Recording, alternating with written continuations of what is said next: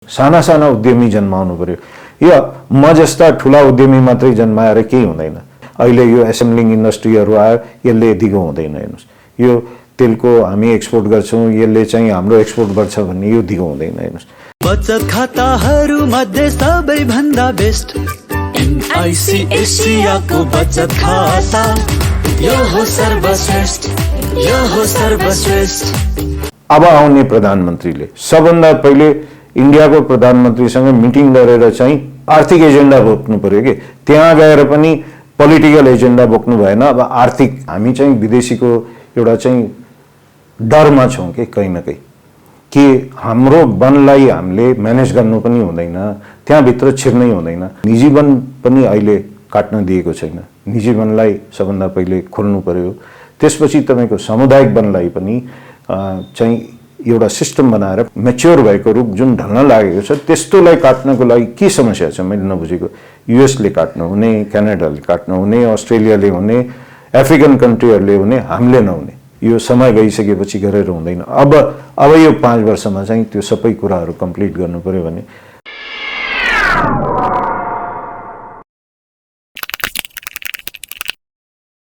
नमस्कार।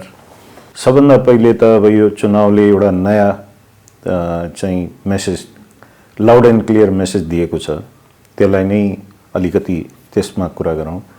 त्यो भनेको अब चुनावमा जानुभन्दा अगाडि मेनिफेस्टोमा सबै कुरा राख्ने, तर त्यसको कार्यान्वयन नभएर यो चाहिँ एउटा चाहिँ राजनीति गरेर मात्रै आफ्नो सत्ता कसरी जोगाउने र सत्ता समीकरणमा मात्रै लागेर यो गएको 5 वर्ष गुज्रियो। सुरुको 2 वर्ष बाहेक गएको 3 वर्ष त्यसरी नै गुज्रेको छ। कोभिड लागेदेखि नै त्यसरी नै भएको छ होइन, हामीले यो हेऱ्यौँ। अबको झन् अब अहिले त जुन हिसाबले चुनाव जितेर आइएको छ, यो चाहिँ दुईटा पार्टी मिलेन भने त अरू त धेरैवटा पार्टी मिलाउनु पर्ने, धेरै सत्ता समीकरण गर्ने जस्तो देखिन्छ, या त गठबन्धनै आउनु पर्यो। त्यहाँ पनि धेरै कुराहरू छन्।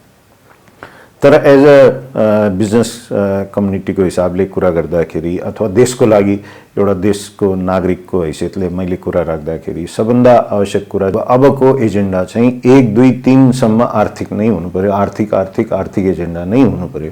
त्यसको मतलब के हो भने समग्र देशको विकास हुनु पर्यो। केही पकेटमा भएका केही मान्छेहरूको विकास हुने चाहिँ जुन अहिलेसम्म देखिएको छ त्यो नीति चाहिँ फेरिनु पर्यो। त्यसको मतलब 1, 2, 3, 4, 5 यो कुनै क्रममा होइन, तर चाहिँ अब हामीलाई आवश्यक के छ भने हाम्रो देशको, हाम्रो माटो सुहाउँदो जुन दिगो विकासको चाहिँ गोलहरू चाहिँ लिनुपर्ने आवश्यक छ। त्यसमा 1 नम्बरमा कृषि नै पर्छ। हेर्नुहोस्, जताबाट गरे पनि कृषिको नभएपछि चाहिँ हुँदैन। त्यसमा चाहिँ खास कुरा राख्ने हो भने तपाईँले अहिले अब फुड सिक्युरिटीको पनि कुरा छ।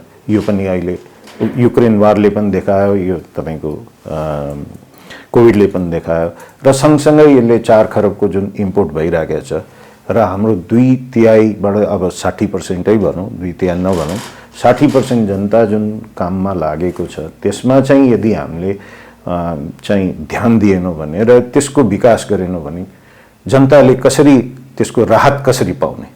1 नम्बर कुरा फेरि पनि खाडी मुल्कहरूमा गएर चाहिँ कामै गर्नुपर्छ। यसलाई रोक्ने चाहिँ नीति चाहिँ आउनै पर्छ। त्यसको लागि कृषि हो। अब यसलाई म पहिला पोइन्ट भन्छु अनि त्यसलाई अलिकति एलोबरेट पनि गर्छु। अर्को चाहिँ अबको यो युक्रेन वारले चाहिँ ऊर्जाको आवश्यकता धेरै ठुलो देखायो। भारत जस्तो देशले पनि अलिकति अब पहिलाको जुन एउटा डेडलक जस्तो स्थितिबाट अहिले चाहिँ आफू चाहिँ अगाडि आएको छ। त्यसको कारण पनि अरू यो पोलिटिकल समीकरण चेन्ज भएर आएको जस्तो मलाई लाग्दैन। यसको खास कारण के हो भने उनीहरूको यो आर्थिक एजेन्डा नै छ। अहिले अब उनीहरूलाई चाहिँ एनर्जी चाहिएको छ, त्यसैको लागि अलि नजिक हुन खोजेको कारण त्यही हो। हेर्नुहोस्, यो कुरा चाहिँ प्रष्ट बुझ्नुपर्ने आवश्यक छ। यो बेलामा हामीले चाहिँ एडभान्टेज लिन सकेनौँ भने त्यो चाहिँ हाम्रो मूर्खता हुन्छ। फेरि पनि हामी फेरि 10-20 वर्ष पछाडि धकेलिन्छौँ। यसको लागि चाहिँ नेपालभित्र भएका नेपाली उद्यमीहरू भनौँ, उनीहरूलाई पनि बराबर चान्स दिनु पर्यो। अहिलेको मोनोपोलिस्टिक जुन हिसाब छ त्यसलाई चाहिँ तोडिनुपर्छ। म पछि डिटेलमा आउँला। अनि तेस्रो कुरा हामीलाई चाहिएको अब यो चाहिँ तपाईको टुरिज्मको हामी जहिले नै कुरा गर्छौँ। हुन त यो 5वटा जुन सेक्टर छ यसमा त विवादै छैन होइन। टुरिज्म, त्यसपछि चाहिँ आयात प्रतिस्थापनका उद्योगहरू र निर्यातमुखी उद्योगहरू, यो 5वटा कुरामा हामीले जोड गर्नु पर्यो र कृषिको साथमा चाहिँ वन पैदावारलाई पनि जोड्नुपर्छ। अब म अलिकति एलोबरेट गरेर भनिदिन्छु। कृषि र वन पैदावारको कुरा गरौँ। कृषि कृषि कृषि भनेर सबैले यो एजेन्डा पनि राख्छ। यो अघि पनि भने, म फेरि पनि यो भन्न चाहन्छु, यो चाहिँ एउटा चाहिँ राजनीतिक नारा भएको छ र यो भाँडो कस्तो भएको छ भने आफ्नो कार्यकर्ता पोस्ने र कर्मचारी तन्त्रको बीचमा फसेर बसिराखेको छ। यसको चाहिँ केही पहुँचवालाले मात्रै सुविधा पाउने, केही पहुँचवालाले ब्याज सहुलियत पाउने, केही पहुँचवालाले मात्रै त्यो पाउने र यो जुन 1 खर्ब जतिको हाम्रो विदेशबाट आएको सहायता र हाम्रो नेपालको बजेट भित्रबाट एलोकेसन भएको फन्डहरूलाई जोड्दाखेरि 1 खर्बको हाराहारीमा पुग्न जान्छ। मलमा दिएको यो सबै जोड्दाखेरि त्यति पुग्न जान्छ। त्यो दिएर पनि खोइ त आम किसानलाई त भलो भएको छैन। त्यस्तो नीति चाहिँ अब चेन्ज हुनु पर्यो। अब त्यसको लागि आवश्यक के छ भने हाम्रो अहिलेको 3 तहको सरकारमा सबभन्दा बढी काम गएको 5 वर्षमा कसले गर्यो भन्ने यो त क्लियर कुरा छ। यो त अब स्थानीय तह सरकारले गर्यो। त यसको मतलब कृषिको लागि पनि स्थानीय तह सरकारलाई बढी इम्पोर्टेन्ट बनाउनु पर्यो। त्यहाँ चाहिँ एकाउन्टेबल पनि बनाउनु पर्यो र त्यसको लागि त्यहाँ बजेट जानु पर्यो। संघीय सरकारको काम होइन कि त्यसलाई चाहिँ अनुदान बाँड्ने काम चाहिँ संघीय सरकारको होइन। त्यो त्यहाँ स्थानीय तह सरकारमा जानु पर्यो र स्थानीय तह सरकारमा गएर त्यहाँलाई के आवश्यक छ त्यहाँको लागि इन्फ्रास्ट्रक्चर बनाउनु पर्यो। एकातिर भन्नाले अब तपाईको भण्डारणको आवश्यकता छ या तपाईलाई के भन्छ त्यहाँ कृषि प्रशोधन, साना साना कृषि प्रशोधन उद्योगको आवश्यकता छ र त्यहाँ कृषि का यन्त्रहरूलाई चाहिँ भाडामा दिने चाहिँ संरचना बनाउनु पर्यो। त्यहीँको मान्छेहरूलाई लिएर यो पीपीपी मोडलमा यस्ता संरचनाहरू बन्नु पर्यो। उन्नत किसिमको बिउ उपलब्ध गराउनु पर्यो। त्यसको लागि पनि सरकारी यन्त्रहरू काम गरेन, एकदम डिफङ्क्सन। नार्कदेखि लिएर सबैले अब 5-5 वर्ष लगाएर नयाँ उन्नत बिउ आउँछ भन्ने काम लागेन। यसको अन्यथा अर्थ नलागोस्, तर मैले भन्न खोजेको मैले कसै स्पेसिफिक संस्था र मान्छेको लागि भने होइन। न हामीले सर्टिफिकेसन राम्रो गर्न सकेका छौँ, न हामी विदेशी सर्टिफिकेसन गर्न सकेका छौँ जसले एक्सपोर्ट हुन सक्छ। यो सबै कुराको विकास चाहिँ स्थानीयताबाट हुनु पर्यो भन्ने हो। र यो चाहिँ कृषि समन्वय केन्द्र के नाम हो त्यसको, त्यसले पनि गरेको कामहरू अलमोस्ट डिफङ जस्तै छ। त्यो चाहिँ त्यो कृषि विज्ञहरू चाहिँ पालिकाको अन्डरमा आएर त्यहाँबाट चाहिँ एउटा तपाईको पालिका र त्यहाँका स्थानीय किसानहरूको बीचमा चाहिँ एउटा समिति गठन हुनु पर्यो, जसमा चाहिँ अब या त भयो भने त्यहाँको मेयर या उपमेयर एउटा त्यसको चाहिँ अध्यक्ष बनेर त्यो चाहिँ सबभन्दा पावरफुल समिति त्यहाँ हुनु पर्यो र त्यसको अन्डरमा बिउ, तपाईको सिँचाइ र तपाईको कृषि यन्त्रहरू सजिलो पाउने गरी चाहिँ सिस्टमहरू बन्नु पर्यो। यति भएपछि उत्पादन हुन्छ। अब उत्पादनलाई जोड्नको लागि तपाईको ढुवानीको व्यवस्था गर्नको लागि त्यहाँबाट कहाँ सदरमुकामसम्म पुर्याउनको लागि चाहिँ लजिस्टिक, त्यहीँबाट पीपीपी मोडलमा चाहिँ लजिस्टिक खडा हुनु पर्यो र सदरमुकामबाट चाहिँ बजारहरूसम्म जानको लागि खडा भयो भने त्यो अब 5-7वटा प्रदेशमा भूगोल हेरेर जहाँ जहाँ आवश्यक छ त्यो हिसाबले एउटा पोइन्ट बनाएर त्यहाँ कलेक्सन पोइन्ट बनाउन सकियो भने त्यसलाई र बजारसँग जोड्नको लागि त्यो संरचना त्यसपछि संघीय सरकारले बनाउनुपर्छ। यति काम गर्यो भने हामीले कृषिमा चाहिँ फड्को मार्न सक्छौँ। अब अर्कोतिर चाहिँ वन पैदावारको कुरा गरौँ। वन पैदावारमा के छ भने हामीले 42% हाम्रो जग्गा चाहिँ वनमा छ। जुन इन्डियाले गरेको पोल्युसन, चाइनाले गरेको पोल्युसन, हामीले त्यसलाई चाहिँ एब्जर्भ गरिराखेका छौँ। आज पनि हेर्नुहोस्, यहाँ हेर्नुहोस्, यो पोल्युसन देखिराखेको छ, दुवैतिर हेर्नुहोस् यो पोल्युसन देखिराखेको छ। यो भनेको हरियाणामा बालेको त्यो जुन खेतहरू छ त्यसको चाहिँ यहाँसम्म आइराखेको छ। हामी यति पोल्युसनमा यत्रो वन राखेर पनि हामीले शुद्ध हावा चाहिँ गर्न सकेका छैनौँ र हामी चाहिँ विदेशीको एउटा चाहिँ डरमा छौँ कि कहीँ न कहीँ कि हाम्रो वनलाई हामीले म्यानेज गर्नु पनि हुँदैन, त्यहाँभित्र छिर्नै हुँदैन। म त पूर्वदेखि पश्चिमसम्म वनभित्र पनि छिरेर हेरेको छु, एकदम भित्रभित्र सब खाली भइसकेको छ। त्यहाँ त पोचिङ भइरहेको छ। अब चाहिँ तपाईँको वाइल्ड एनिमलहरूको मात्रै होइन, रुखहरू पनि ढलेका छन्। त्यहाँ ढलेका रुखहरू बिस्तारै त्यो सबै दाउरामा यताउता सबै गइराखेका छन्। त त्यसलाई चाहिँ निजी वन पनि अहिले काट्न दिएको छैन। निजी वनलाई सबभन्दा पहिले खोल्नु पर्यो, त्यसपछि तपाईँको सामुदायिक वनलाई पनि चाहिँ एउटा सिस्टम बनाएर 0.2%, जसले गर्दा 0.5 गऱ्यो भने 200 वर्ष लाग्छ। एक रुख काट्यो भने 2 रुख मेच्योर भएको रुख जुन ढल्न लागेको छ त्यस्तोलाई काट्नको लागि के समस्या छ मैले नबुझेको। युएसले काट्न हुने, क्यानाडाले काट्न हुने, अस्ट्रेलियाले हुने, अफ्रिकन कन्ट्रीहरूले हुने, हामीले नहुने। हामी चाहिँ यो चाहिँ डरको मा बसेका छौँ कि यो के हुन्छ भन्ने कुरामा बसेका छौँ। यो कुरा हामीले बोल्डली भन्न सक्नु पर्यो कि हामी आफ्नो वनलाई म्यानेज गर्छौँ, घटाउँदैनौँ। ल 42% छ, 42%लाई नघटाउने, तर भित्र खाली भएको जग्गाहरूमा सुकुम्बासी बस्ती बनिसकेका छ, त्यहाँ गएर अरू कुराहरू छन् भने त्यसलाई रुख लगाउने पोलिसी ल्याउनु पर्यो, त्यसलाई चाहिँ राम्ररी म्यानेज गर्नु पर्यो, निजी वन खोल्नु पर्यो। यो सामुदायिक वनले राम्रो काम गरेको छ त्यसलाई चाहिँ म्यानेज गर्नु पर्यो। अब काठकै कुरा गरौँ, काठ के गर्ने त? निजी वन खोल्यो, सामुदायिक वन खोल्यो भने काठ के गर्ने? काठ चिदान गरेर हामी एक्सपोर्ट गर्ने। इन्डियामा पनि रिक्वायरमेन्ट छ, अरू कन्ट्रीहरूलाई रिक्वायरमेन्ट छ, बङ्गलादेशलाई यत्रो रिक्वायरमेन्ट छ। नेपालमा अहिले 1 खरबको इम्पोर्ट हुन्छ, त्यो बन्द हुन्छ। 2-4 खरबको वर्षमा एक्सपोर्ट गर्न सक्यो भने हाम्रो ब्यालेन्स अफ पेमेन्ट यो दुईटा कुराले मात्रै कृषि र चाहिँ ऊर्जाले चाहिँ हाम्रो सल्भ गरिदिन सक्छ। कुनै ठुलो कुरा छैन। हामी पनि भुटान जस्तो हुन सक्छौँ जहाँ GDP $20,000 पुग्न सक्छ, होइन? यो सोच मात्रै बदलियो भने चाहिँ सम्भव छ। त्यस्तै जडीबुटीको सर्टिफिकेसनको समस्या छ। यसलाई चाहिँ जबसम्म हामीले यसलाई चाहिँ गर्दैनौँ, यति काम मैले डिटेलमा भन्नुको कारण के छ भने यो अबको यो चाहिँ सर्फेसमा मात्रै यो गर्छु भनेर चाहिँ हुँदैन। के गर्ने हो त्यो सम्म बुझेर चाहिँ काम गर्नु आवश्यक छ। मैले यति नै राखेँ कृषिको बारेमा। हाइड्रो पावर त धेरै सजिलो छ। अरू रिन्युएबल एनर्जीको कुरा गरौँ भने धेरै सजिलो छ। इन्डियासँग किनबेच गर्नको लागि या पावर ट्रेडिङ कम्पनी इन्डियाको प्राइभेट सेक्टरको कम्पनीहरू खडा भइसकेका छ। नेपालमा एउटा नि खडा गर्न दिएको छैन। एनइएको मोनोपोलीलाई तोड्नु पर्यो, नम्बर 1। ट्रान्समिसन लाइनदेखि लिएर डिबन्डलिङ गर्नु पर्यो। र अर्कोतिर चाहिँ क्रस बोर्डर ट्रान्समिसन लाइन जुन एनइएले बनाएको छ त्यसमा अब आज एकछिनको लागि म एउटा एक्जाम्पल साथमा भन्न चाहन्छु। एनइएले पिपी नगरेको 4 वर्ष भइसक्यो, होइन? अर्कोतिर चाहिँ प्रोजेक्ट जुन पाइपलाइनमा छन्, जुन सरकारले नै लाइसेन्स दिएको छ, सबै इन्फ्रास्ट्रक्चर रेडी गरेर बसिरहेको छ। पिपिए पाएपछि म चाहिँ अरू सबै काम गर्छु भन्ने धेरैवटा प्रोजेक्टहरू छन्। मेरो पनि छ।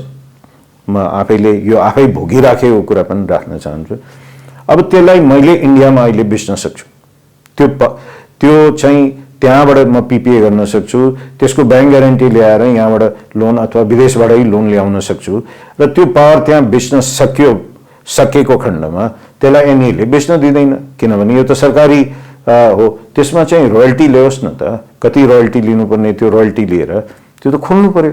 र त्यसलाई चाहिँ यो ट्रान्समिसन लाइनको विलिङ चार्ज लिएर चाहिँ पठाउन दिनु पर्यो। अहिले भएका क्रस बोर्डर ट्रान्समिसन लाइनबाट यसलाई रोकेर देशको कसरी फाइदा हुन्छ ल भन्नुहोस्?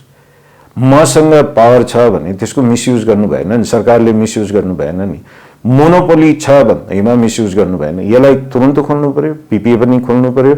र अब आउने प्रधानमन्त्रीले सबभन्दा पहिले इन्डियाको प्रधानमन्त्रीसँग मिटिङ गरेर चाहिँ दुईटा कुरा माग गर्नुपर्छ। एउटा कृषिमा जुन रेसिप्रोकेसन छ, यो 9% भन्दा बढी ट्याक्स लगाउन पाउँदैन। हाम्रो किसानहरू चाहिँ समस्यामा परे। यसको लागि चाहिँ हामीलाई ड्युटी बढाउनको लागि सहयोग गर्नु पर्यो, या तपाईँहरूले आफ्नो तर्फबाट ड्युटी बढाइदिनुहोस् भन्ने कुरा एउटा राख्नु पर्यो। अर्को चाहिँ यो चाइनाले बनाएको, यो चाहिँ उसले बनाएको, यसले बनाएको भन्ने हिसाबले जुन पावर नकिने किनिराखेको छ त्यसलाई चाहिँ सबैलाई किनिदिनु पर्यो, नेपाललाई सहयोग गर्नु पर्यो भनेर चाहिँ प्रधानमन्त्रीको लेभलबाट यो कुरा आउनु पर्यो। अब आर्थिक एजेन्डा बोक्नु पर्यो कि त्यहाँ गएर पनि पोलिटिकल एजेन्डा बोक्नु भएन। अब आर्थिक अब आफ्नो छिमेकीहरूसँग अलग अलग किसिमको चाहिँ गर्नु पर्यो। त्यस्तै चाइनाको प्रधानमन्त्रीसँग भेटेर अब चाहिँ हाम्रो जडीबुटी किनिदिनु पर्यो, हामीलाई खोलिदिनु पर्यो एकदम। अहिलेसम्म चाहिँ लिगल चाहिँ हाम्रो एक्सपोर्टै भएको छैन। एउटा सिट्रिक फुड बाहेक तपाईँ कागती र सुन्तला बाहेक अरू केही बेच्न सक्नुहुन्न चाइनालाई, केही पनि बेच्न सक्नु हुँदैन। जबकि हामी स्याउदेखि लिएर हरेक कुरा त चाइनाबाट इम्पोर्ट गरिरहेका छौँ भने त्यसलाई चाहिँ खोलिदिनको लागि भन्नु पर्यो। यो नखुलिकन हामीलाई गाह्रो भइरहेको छ।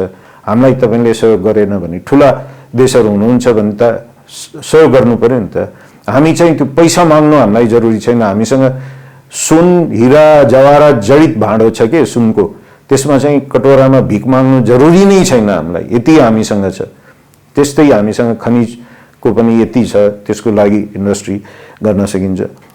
म अब आउने प्रधानमन्त्रीले, खास गरिकन प्रधानमन्त्रीको कुरा गर्दैछु, यो सोच हुनु पर्यो कि उहाँलाई अब मैले यो 5 वर्षमा देश बनाउँछु, होइन भने यो चाहिँ अहिले एउटा घन्टी बजेर चाहिँ एउटा जस्ट एउटा वातावरण बनेको छ, अर्को 5 वर्षपछि के होला र देशको जनता चाहिँ फ्रस्ट्रेट भइसकेको छ। विदेशमा बस्नेहरू पनि फ्रस्ट्रेट नेपाल फर्किन चाहन्छन्, उनीहरूको लागि वातावरण बनाइदिनु पर्यो। कृषिमा र यो दुईटा सेक्टर चलायमान भयो भने यसैमा लाखौँ मान्छेले जब पाउन सक्छ। अब तेस्रो सेक्टरमा टुरिज्मको कुरा गरौँ। टुरिज्मको सबैले कुरा गर्छ, हामी 20 लाखको टार्गेट बनाउँछौँ, तर पुग्ने कसरी? 20 लाख 30 लाख कुनै ठुलो कुरा छैन बनाउनको लागि। हाम्रो 2टा एयरपोर्ट रेडी भइसकेको छ, खोइ त त्यसको प्लानिङ गरेको। तपाईँको लुम्बिनी एयरपोर्ट तयार भएको, त्यहाँ चाहिँ त्यो एयरपोर्ट तयार हुनुभन्दा 1 वर्ष अगाडिदेखि प्लानिङ गर्नु पर्दैन? कहाँबाट जहाजहरू आउँछ, कसरी आउँछ, त्यहाँको इन्फ्रास्ट्रक्चर बनाउनु पर्दैन? अहिले पनि त्यहाँबाट यदि चाहिँ तपाईँको श्रमिकहरू उड्नु पर्दाखेरि काठमाडौँ धाउनुपर्छ। किन त? त्यहाँ चाहिँ अहिले पनि मेडिकल फेसिलिटी छैन। बाहिरको खाडीमा जाने या कहाँ जानेहरूसँग सम्झौता गरिसकेका छैन, मलेसियाकोसँग सम्झौता गरिसकेका छैन। त्यसैले त्यहाँ चाहिँ टेस्टिङ हुँदैन, त्यसको लागि काठमाडौँ नै धाउनुपर्छ। अनि के मतलब भयो? काठमाडौँ आएको मान्छे फेरि फर्केर जाने भनेको त यो त यस्तो सानो कुरा। हामीलाई त लाज पनि हामी पचाइसक्यौँ सबैले। यो यस्तो सानो कुरा पनि हामीले गर्न सक्दैनौँ। यति हामी निकम्मा भइसक्यौँ, यति निकम्मा हरेक डिपार्टमेन्ट भइसक्यो कि हामी यति पनि पहिलादेखि सोचेर प्लानिङ गर्न सक्दैनौँ एयरपोर्ट आउनुभन्दा अगाडि। अब पोखराको क्यालिब्रेसन हुँदैछ, बुद्धले अनाउन्स गर्यो, खोइ त इन्टरनेसनल फ्लाइट आउनको लागि हामीले पहल गरेको खोइ त। पोखरा त एउटा हाम्रो अब युरोपबाट डाइरेक्ट फ्लाइट आएर यहाँ बसेर चार्टर फ्लाइट ल्याएर यहाँबाट पोखरा उडेर जाने कति आउँछन् सिजनमा, यही सिजनमा आउने हो। त यो बेलामा चाहिँ हामीले खोइ त चार्टर फ्लाइट चलाउनको लागि पहल गरेको खोइ त। हाम्रो यो टुरिज्म बोर्डदेखि लिएर यो चाहिँ टुरिज्म मन्त्रालयहरू के हेरेर बसिराख्नु भएको छ मैले बुझ्न सकेको छैन। त यसको लागि त प्रधानमन्त्रीको लेभलबाट चाहिँ र अब प्रधानमन्त्रीले चाहिँ हुने मन्त्रीहरूलाई चाहिँ यस्तो चाहिँ आदेश दिनु पर्यो कि यो चाहिँ हुनु पर्यो भन्ने चाहिँ भिजन चाहिँ प्रधानमन्त्रीले दिनु पर्यो। देशको भिजन दिने काम त प्रधानमन्त्रीज्यूको हो नि त, एक्जिक्युटिभ पावर बोकेको मान्छेको हो नि त। त्यो नभइकन चाहिँ अब चाहिँ हुँदैन। अर्को पिलग्रिम टुरिज्मको कुरा गरौँ। हामीसँग लुम्बिनी छ जहाँ चाहिँ बुद्ध भगवानको जन्म भएको छ। यो त विश्वमा एउटा मात्रै छ। आज हेर्नुहोस् त्यो भ्याटिकन सिटी हेर्न कतिजना मान्छे जान्छ, त्यो उनीहरूको चाहिँ त्यो छ भने यतातिर मक्कामा कतिजना मान्छे जान्छन्, मक्का मदिनामा मान्छे जान्छन्। हिन्दूको धर्मको हेर्ने हो भने अब पशुपति दर्शन गर्न नै आउँछन्। अब पशुपति मात्रै को कुरा गरेर भएन नि त। यसको मतलब मैले कुनै त्यसलाई चाहिँ माइनस गर्न खोजे होइन। तर अब चाहिँ कुरा कहाँको गर्नु पर्यो भने एउटा लुम्बिनीको कुरा गर्नु पर्यो। त्यहाँ चाहिँ इन्फ्रास्ट्रक्चर बनाउनु पर्यो। त्यहाँनिर चाहिँ इन्फ्रास्ट्रक्चरको आवश्यक छ। पहल गरेर त्यहाँ चाहिँ अब भियतनामबाट फ्लाइट ल्याउनु पर्यो, थाइल्यान्डबाट त्यहाँ फ्लाइट उतार्नु पर्यो, जापानबाट त्यहाँ फ्लाइट उतार्नु पर्यो, तपाईँको यता श्रीलङ्काबाट त्यहाँ डाइरेक्ट फ्लाइट उतार्नु पर्यो। र त्यो हिसाबको इन्फ्रास्ट्रक्चर चाहिँ सँगै तयारी हुनु पर्थ्यो। अब एफडिआईहरू आएर होटलहरू त्यहाँ 20वटा 5 स्टार होटल आउनु पर्यो, अहिले एउटा पनि छैन। त त्यो चाहिँ इन्फ्रास्ट्रक्चर बनाउन सक्यो र त्यहाँ चाहिँ जुन आवश्यक छ बौद्ध भिक्षुकहरू त अलिकति ओपन टाइपका छन् नि त, हामी जस्तो एकदमै फेनेटिक टाइपको होइन नि त। र यसको सबभन्दा राम्रो कुरा के छ भने इभन मुस्लिमहरूले पनि बुद्ध भगवानको लाई मानेका छन्, क्रिस्चियनले पनि मानेका छन्, हिन्दूले त अब यसमा त कुरै भएन। भनेपछि सबैले, जैनले पनि मानेका छन्, जैनिज्मले पनि, 4वटा धर्म छ भने 4वटा धर्मले मानेको छ भने त बुद्ध भगवान भनेको त कसैलाई त्यो छैन। त्यस्तै हामीसँग अर्को जानकी मन्दिर, अब अयोध्याको यति अहिले चाहिँ हाइप भइराखेको बेलामा अब अयोध्या मन्दिर रेडी भइसकेपछि वहाँ त अहिले इन्फ्रास्ट्रक्चर कस्तो भन्दैछ भने अस्ति त्यहाँ मोदी गएर जब देखाउनु भयो त्यहाँको बारेमा त त्यो हेरिसकेपछि त आँखा खुल्यो नि त हाम्रो। अब खोइ त हामीले त्यो तयारी गरेको, त्यहाँबाट चाहिँ हिन्दी मान्यता छ नि, राम मन्दिर दर्शन गरेपछि जानकी मन्दिर दर्शन गर्नुपर्छ भन्ने मान्यता छ नि त। त्यसको लागि खोइ त हामीले पहल गरेको, फ्लाइटहरूको लागि, त्यहाँको एयरपोर्टलाई ठुलो बनाउनको लागि, त्यहाँ चाहिँ इन्फ्रास्ट्रक्चर बेटर बनाउनको लागि, त्यहाँ चाहिँ टुरिस्टहरूको लागि चाहिँ टुरिस्टहरूलाई चाहिने कुराहरूको डेभलप गर्नको लागि खोइ त प्लानिङ गरेको हामीले। अब यो समय गइसकेपछि गरेर हुँदैन। अब यो 5 वर्षमा चाहिँ त्यो सबै कुराहरू कम्प्लिट गर्नु पर्यो भने त्यस्तै हामीले अब अर्को एजुकेसनमा हाम्रो 1 खरब रुपियाँ गइराखेको छ। यसलाई टुरिज्मसँग जोडेर हामी चाहिँ अहिले हाम्रो बच्चाहरू चाहिँ दार्जिलिङतिर, तपाईको मसुरीतिर, देहरादुनतिर, पुणेतिर पढ्न जान्छन्। यत्रो इन्डियामा अहिले मैले स्कुलिङको मात्रै कुरा गरेँ, युनिभर्सिटीको कुरा गरेन। अनि त्यसपछि युनिभर्सिटीको कुरा गर्दाखेरि अस्ट्रेलिया, चाइना, बङ्गलादेशदेखि लिएर युएसदेखि लिएर सबै ठाउँमा गइराखेका छन्।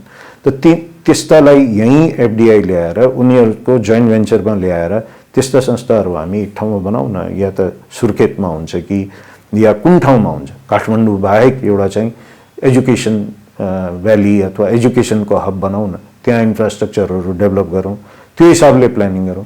टुरिज्म यसरी बढ्दैन। हेर्नु, त्यो भएपछि आमा बाबु पनि आउँछन्, त्यहाँ चाहिँ सबै फेसिलिटीहरू डेभलप गर्यो भने इन्डियामा हेर्नुहोस् न कसरी डेभलप भएको छ। मसुरी हेर्नुहोस्, पहिला केही थिएन। मेरो छोरी त्यहाँ पढ्दाखेरि मैले आफ्नो आँखाले हेरेको एउटा 5 स्टार होटल थिएन, त्यो एकदमै अर्डिनरी होटलमा बस्थ्यो। अहिले कतिवटा 5 स्टार होटल आइसक्यो थियो। त्यसको कारण त्यो एजुकेसन हब बनेर हो। देहरादुन हेर्नुहोस् कस्तो कुरो भएको छ। त त्यो चाहिँ हामी नेपालभित्र गर्नु पर्यो। त्यस्तै अर्को चाहिँ तपाईँको हेल्थ टुरिज्म हाम्रो त यति राम्रो, भगवानले त पशुपतिनाथले त हाम्रो देशमा त धेरै ठाउँमा एयर कन्डिसन लगाइदिनु भएको छ। त काठमाडौँमा म एउटा फ्लाइटमा हुँदा थाइल्यान्डबाट फर्किँदाखेरि ओर्लिने बित्तिकै बच्चाहरू थियो, थाई बच्चाहरू थियो आफ्नो पेरेन्ट्सहरूसँग, oh the airport is air condition भनेर भन्यो उनीहरूले, होइन? त्यो ओर्लिने बित्तिकै त्यहाँ गर्मी, यहाँ आउने बित्तिकै 20 डिग्रीको टेम्परेचर हेरेपछि त मान्छे जिल्लो पर्छ नि त। त्यस्तो ठाउँमा हामीले यो थाइल्यान्डले गर्न सक्यो भने हामीले गर्न सक्दैनौँ। एउटा बन्यो, राम्रो हस्पिटल बनेको छ, तर त्यसलाई पनि प्रचार प्रसार खोइ गरिदिएको त। यो के सबै प्राइभेट सेक्टरले नै गर्न सक्छ? यसलाई चाहिँ यो प्राइभेट सेक्टरको काम त यो चाहिँ टुरिज्म बोर्डको पनि त हो नि, कि हामी कहाँ यस्ता हस्पिटल छन्, हामी कहाँ यस्ता फेसिलिटीहरू छन्, आउनुहोस्, यो यहाँ चाहिँ आउनुहोस् भनेर यो गर्नु पर्यो नि। यो हेल्थ मिनिस्ट्रीले पनि गर्नु पर्यो, टुरिज्म मिनिस्ट्रीले गर्नु पर्यो भन्ने कुरा हो कि। त यो अर्को कुरा भयो। अब आयात प्रतिस्थापनको कुरा गरौँ। हरेक कुरामा हामी चाहिँ इन्डस्ट्रीमा जान्छौँ। अहिले यो एसेम्ब्लिङ इन्डस्ट्रीहरू आयो, यसले यतिको हुँदैन। हेर्नुहोस्, यो तेलको हामी एक्सपोर्ट गर्छौँ, यसले चाहिँ हाम्रो एक्सपोर्ट गर्छ भन्ने यो दिगो हुँदैन। हेर्नुहोस्, हामीलाई खानको लागि चाहिन्छ, त्यतिको लागि गर्नुपर्छ, त्यसमा कुनै बिमत छैन। तर कमसेकम भ्यालु एडिसन 30% नहुनेलाई इन्डस्ट्रीको फेसिलिटी चाहिँ नदिएर त्यो हिसाबको चाहिँ हामीले जुन नेपालमा चाहिँ हाम्रो मौलिक उत्पादनहरूलाई जोडेर अथवा जुन जसमा चाहिँ बढीभन्दा बढी रोजगारी पाउन सक्छ त्यस्ता सेक्टरहरूलाई चुज गर्नुपर्छ। एउटा टेक्सटाइल भ्याल्यु चेनले दुनियाँ बनेको छ, चाहे त्यो तपाईँ युकेको कुरा गर्नु, जापान, कोरिया, ताइवान, चाइना अनि अहिले बङ्गलादेश, यो सबै कन्ट्रीहरू टेक्सटाइलबाट बनेको छ। जुत्ताको अर्को हाम्रो यत्रो राम्रो भइसकेको छ, अझै पनि समस्या छ किनभने इम्पोर्ट भइरहेको छ। सरकारले त्यो चाहिँ पोलिसी करप्सन भन्छु म त यसलाई, अहिलेसम्म किन गरिरहेको छ? भन्सारलाई कडा गर्न सक्दैन, बाबुराम भट्टराई हुँदा हुन सक्ने, आज अरू कुनै पनि हुँदाखेरि नहुन सक्ने भन्ने के छ र? मैले नबुझेको कुरा त यो यो यो चाहिँ सरकार एकदमै फितलो सरकार अब चाहिँदैन हामीलाई। भन्नुको मतलब चाहिँ जुन जसले चाहिँ रोजगारी जन्माउन सक्छ, जसले चाहिँ भ्यालु एडिसन गर्छ, त्यस्ता उद्योगलाई प्रमोट गर्नुपर्ने आवश्यक छ। त्यसको लागि चाहिँ पोलिसी बन्नु पर्यो। त्यो हिसाबले चाहिँ अब बिजुलीको प्राइस घट्दै जान्छ। एनए भनेको चाहिँ यो प्रफिट गर्ने होइन नि, यो त देशको, यो त राज्यको भनौँ न सरकारको चाहिँ एउटा निकाय हो जसले फेसिलिटेट गर्ने हो। यो 3 महिनामा 8 अरब 10 अरब प्रफिट गर्यो भने यो 30-40 अरब प्रफिट गर्ने हुनु हुँदैन के? यो सबै सरकारी निकायहरूले नै प्रफिट गर्न थाल्यो भने, मोनोपोली भएको ठाउँमा प्रफिट त भइहाल्छ नि। त त्यो गर्न थाल्यो भने त त्यो राम्रो कुरा हो त्यसलाई, तर त्यो हिसाबले चाहिँ प्राइस घटाउँदै जानुपर्छ। उद्योगहरूको लागि यस्ता भ्यालु एडिसन हुने उद्योगहरूको लागि अहिलेको एकदम चर्को भयो। यसलाई चाहिँ घटाउँदै जानुपर्छ जसले हाम्रो प्रोडक्सन कस्ट कम होस् र हामीले बढीभन्दा बढी उत्पादन गर्न सकौँ। त्यस्तै अर्को आवश्यक छ, हामीले एक्सपोर्ट के गर्न सक्छौँ? हाम्रा मौलिक उत्पादनहरूलाई जोडिनु पर्यो। मैले ठुला उद्योगको मात्रै कुरा गरे होइन, साना उद्योग, कृषि प्रशोधन उद्योगहरू चाहियो हामीलाई। हाम्रो अब जस्तै अल्लो छ, हामीसँग हेम्पलाई खोल्नु पर्यो। त्यस्तै अरू तपाईँको अब जडीबुटीहरू छन्, त्यसलाई प्रशोधन गरेर पठाउनु पर्यो। हाम्रो अरू हाते कागज छ, त्यस्ता इन्डस्ट्रीहरूलाई चाहिने सुविधाहरू सबै दिएर चाहिँ त्यसको एक्सपोर्ट बढाउनु पर्यो। त्यसको ह्यान्डिक्राफ्ट उद्योगहरू चाहिँ आउनु पर्यो जहाँ रोजगारी पनि होस्, साना साना उद्यमी जन्माउनु पर्यो। यो म जस्ता ठुला उद्यमी मात्रै जन्माएर केही हुँदैन। अब त्यो फेजबाट बाहिर निस्केर चाहिँ हामी जस्ता पनि चाहिन्छ, तर त्यसको सँगसँगै हामीलाई ठुलो मास चाहिँ सेल्फ इम्प्लोइमेन्टमा आफै चाहिँ गर्न सक्ने चाहिँ आउनु पर्यो। त्यसको लागि चाहिँ कृषिसँग जोडिएर चाहिँ प्रशोधन उद्योग गरेर एक्सपोर्टसम्म गर्ने चाहिँ वातावरण चाहिँ बनाउनुपर्छ। समग्र रूपमा मैले के भन्न खोजिरहेको छु भने अबको चाहिँ 5 वर्षमा चाहिँ आउने सरकारले यस्ता नीतिहरू बनाएर यो पहिलो वर्षमा पहिलो 3 महिनामा नै कुन यसको चाहिँ क्यालेन्डर पनि बनाउनुपर्छ। फेरि नीति अनाउन्स गर्न धेरै सजिलो छ, कार्यान्वयनको पक्ष एकदमै फितलो छ। त यो चाहिँ बुझ्ने मान्छे र अर्को यसको सँगसँगै एउटा धेरै जरुरी कुरा के छ भने यो चाहिँ तपाईँको ब्युरोक्रेट्सहरूको चाहिँ सेलेक्सन गरेर जसलाई ल्यायो त्यसलाई कमसेकम 2-3 वर्षसम्म नचलाउने गरी चाहिँ पोलिसी आउनुपर्छ। मन्त्री फेर्यो फेरि चाहिँ फेरिने त भनेपछि जसले बजेट ल्याएको छ त्यसले कार्यान्वयन गर्न दिनु पर्यो नि। उसलाई चाहिँ बारम्बार चेन्ज गरेर यो अनि त्यसपछि चाहिँ एकाउन्टेबल कसरी बन्न सक्छ? यसको मतलब एकाउन्टेबल बनाउनको लागि उनीहरूले बुझ्ने मन्त्रालय पाउनु पर्यो र सचिवको मात्रै होइन, तलसम्म कमसेकम अफिसर लेभलसम्म के भन्छ सेक्सन अफिसरसम्म तपाईँको चाहिँ एउटा चाहिँ एकाउन्टेबल हुने गरी चाहिँ पोलिसी बन्नुपर्छ र त्यसको लागि चाहिँ उहाँहरू चाहिँ आफ्नो विज्ञता भएको मन्त्रालयहरूमा जान सक्नु पर्यो भन्ने कुरा। अर्थको मान्छे अर्थमा हुन्छ भन्ने भए पनि कहाँबाट कहाँ आइदिन्छ अनि त्यसले गर्दा पनि समस्या भएको छ। कृषिको त्यस्तै हो, वनको त्यस्तै हो, उद्योगमा त्यस्तै छ भनेपछि यसरी एकाउन्टेबिलिटी हुँदैन भन्ने नै हो। मैले यति नै कुरा राखेँ। धन्यवाद।